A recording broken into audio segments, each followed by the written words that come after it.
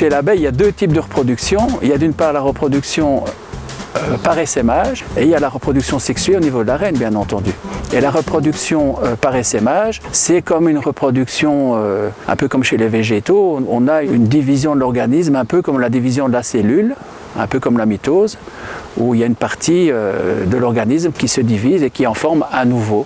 D'abord, c'est une manière de multiplier ses colonies. C'est aussi une possibilité de lutter contre l'essaimage naturel en désengorgeant les ruches du trop-plein d'abeilles qui peut être à l'origine de l'essaimage naturel. D'une part, on limite l'essaimage naturel que l'on ne souhaite pas nécessairement avoir, sauf si on fait de l'apiculture extensive. Mais si on fait de l'apiculture intensive, on a tout intérêt à garder ce bataillon d'abeilles pour la récolte. On désengorge d'une certaine manière ces ruches pour faire des essaims artificiels et c'est l'occasion de multiplier ces colonies. Alors les différentes étapes pour fabriquer un essaim artificiel, tout dépend naturellement de quoi vous partez. Si vous avez à votre disposition des reines en ponte ou pas. Donc il y a différentes possibilités. Déjà avoir au départ à disposition une colonie suffisamment forte pour pouvoir en prélever une partie pour faire un essaim artificiel. Si vous avez des reines en ponte, la nature des cadres qu'on va prélever pour mettre dans la ruchette ne sera pas nécessairement la même. Il faut de toute façon prélever suffisamment de cadres et d'abeilles pour que l'essaim qui sera formé puisse se développer et se pérenniser. Donc on va faire un essaim artificiel au départ de cette ruche-ci. On va constituer l'essaim artificiel dans la ruchette jaune qui pour le moment est vide. Alors la ruchette, je vais la fermer parce qu'elle ne va pas rester sur place. Les ouvrières, surtout les butineuses qui vont se trouver dans cette ruchette, si je la laisse ouverte à cet endroit-ci à côté de la ruche, elles vont dépeupler la ruchette. Quand elles vont voler, elles vont retourner à la colonie souche. Donc cette ruchette, une fois qu'elle va être constituée, elle va être transportée à au moins 3 km. Pour constituer un essaim artificiel, vous avez besoin d'une colonie forte au départ, qui sera la souche à partir de laquelle on va procéder à la division. Il faut un contenant, donc une ruchette. J'ai pris des reines fécondées. Donc il y a une reine pour la souche qui va rester dans la ruche ici, et il y a une reine qui va venir dans l'essaim artificiel. Alors pour constituer un essaim artificiel, il faut prélever dans la ruche souche au moins un cadre de miel, un cadre de pollen et 2 ou 3 cadres de couvain, plus éventuellement secouer des autres cadres d'abeilles pour avoir suffisamment d'abeilles dans l'essaim artificiel. Ça c'est la base. Et si on est dans une bonne saison où ça miel, on rajoute un cadre de cire gaufrée ou un cadre bâti. Donc quand tu constitues ton essaim artificiel mois de mai, mois de juin, éventuellement début juillet, on peut rajouter sans problème une cire à construire. Je vais prendre le cadre bâti, je vais le rapprocher ici du couvain. Comme ça, elles vont achever la construction et la reine aura de la place pour pondre. Donc jusqu'à présent, on a les 5 cadres.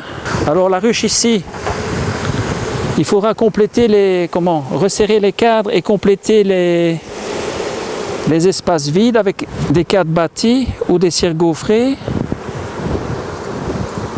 Mais bon, comme il y a moins d'abeilles, je l'ai resserré, je mets une partition. Donc ça, c'est un cadre plein. C'est une cloison mobile qui va me permettre d'adapter le volume du contenant au contenu.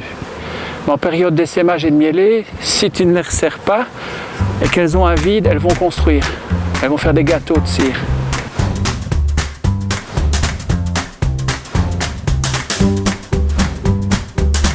Une reine en ponte, elle dégage un bouquet de phéromones. Et quand tu enlèves la reine d'une ruche, cette phéromone qui diffuse dans la colonie, son niveau de diffusion diminue au fur et à mesure du temps, ce qui est le cas ici puisqu'il n'y a plus de reine. Et à partir d'un certain temps, 15-20 minutes, elles se sentent orphelines, elles n'ont pas le même comportement, elles battent le rappel dès que tu ouvres il y a un vrombissement spécial, et alors elles vont commencer un élevage de reines, quoi. Ou accepter la nouvelle reine qu'on leur donne.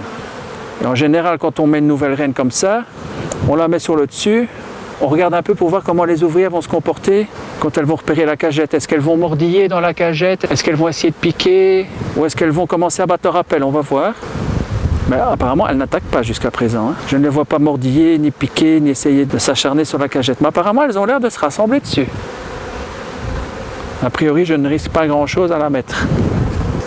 Tu vois, elles battent leur rappel. Là, l'abdomen en l'air. Donc la reine, elle est dans le compartiment ici avec ses accompagnatrices, des ouvrières. Et ici, il y a une portion de candy, donc de nourriture. Et il y a une ouverture. Et au départ, quand la cagette est neuve, il y a un petit clips, tu vois, comme ça, qui empêche les ouvrières de l'extérieur de manger le candy.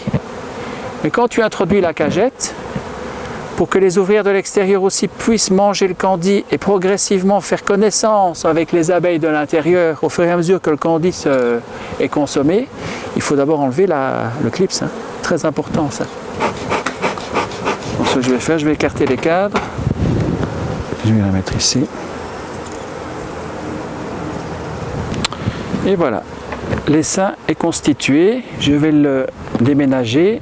Alors, si on n'a pas de reine à disposition, dans l'essaim artificiel, il faudra placer des cadres de couvain ouverts. Donc, ce sont des œufs ou des larves, à partir desquels les ouvrières qui vont se retrouver orphelines, donc sans reine, vont procéder à un élevage et produire une nouvelle reine qui sera leur mère en quelque sorte, qui sera la reine de la ruchette. Voilà. En fait, on crée un essaim artificiel, on le fait justement pendant la période où les abeilles essaiment, au moment où les colonies sont les plus fortes. Alors l'idéal, c'est de le faire en pleine saison, je dirais du mois de mai au mois de juillet.